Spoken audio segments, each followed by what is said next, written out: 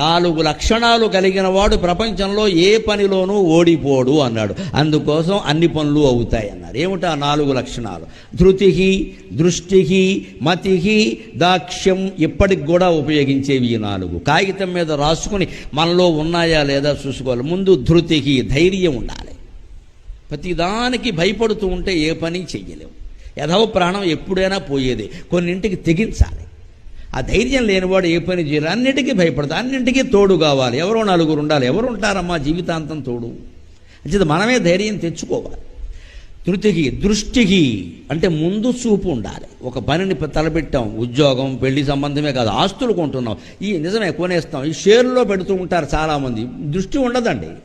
ఇది పెరిగింది పెట్టేయి, అది తరిగింది అమ్మాయి, అంతే. ఇంకా ఈ పెరిగినప్పుడల్లా ఏదో పెట్టేసి తరిగినప్పుడల్లా అమ్మేసేవాళ్ళు ఒక ఏడాది అయ్యాక లెక్క చూసుకోండి, ఓ 10-15 లక్షలు సురమిద్రమారమణ గోవింద అయిపోయింది.